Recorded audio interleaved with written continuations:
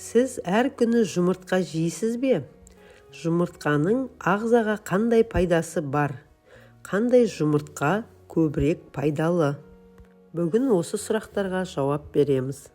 Жұмыртқаның адам ағзасына берер пайдасы мол екені бұрыннан ақ белгілі.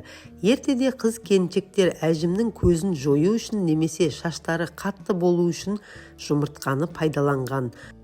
Ал ер азаматтар жорыққан не шайқасқа шықпас бұрын жұмыртқамен тамақтанған, сондай-ақ өз жарақаттарын жұмыртқа басу арқылы жазған екен.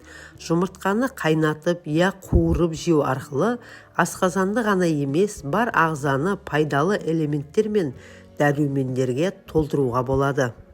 Құрамындағы ақуыз, иод, фосфор, селен, тағы сол сияқты элементтер созылмалы аурулардың алдын алады. Сондай-ақ оның құрамында А, В, Д, Е дәрумендерінен бастап бас аяғы 13 дәрумен кездеседі. Жұмыртқада калорий аз. Бір жұмыртқаның құрамында орта есеппен 76 калорий ғана бар, ал майлылығы не бары 10%. Жұмыртқа ағзадағы холестерин мөлшерін төмендетіп, жүрек, жүйке және онкологиялық аурулардың пайда болуына жол бермейді. Көптеген диеталардың мәзірінде жұмыртқа кездесіп жатады. Себебі оның арқасында артық салмақтан арылуға және салмақты бір қалыпты ұстауға болады. Тырнақ, шаш өсімі мен көздің көруін жақсартамын, тістерім маржандай таза, сүйектерім мықты болсын десеңіз, ас мәзіріңізге жұмыртқаны қосыңыз. Жұмыртқа ағзаны түрлі инфекциялардан қорғап, иммунитетті күшейтеді. Жұмыртқа бет күтіміне де пайдалы. Бір жұмыртқа мен бір ас қасық балды араластырып, бетіңізге жағып, 15-20 минут жатып демалыңыз. Кейін жылы сумен шайып жіберіңіз. Бетіңіздің тазарып, нәрленіп, терінің тартылғанын аңғаруға болады. Жұмыртқаның сарысын шашыңызға жағып, 1-1,5 сағаттан кейін жылы сумен жуып жіберіңіз. Бұл ем шашыңыздың жылтыр болып, алдағы күндері ұштанбауына жол ашады. Көзіңізге сүйел шыққан кезде қайнаған жұмыртқаның ыстық күйінде басыңыз.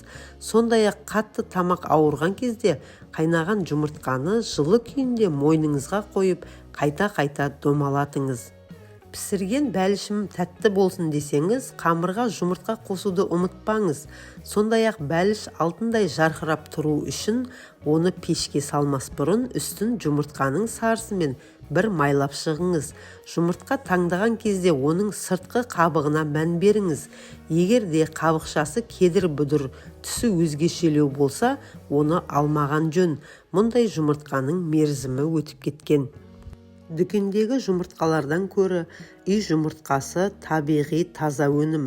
Үй жұмыртқасы табиғи азықпен қоректенетін тауықтардан алынады. Оларда химиялық қоспалар мен антибиотиктер болмайды.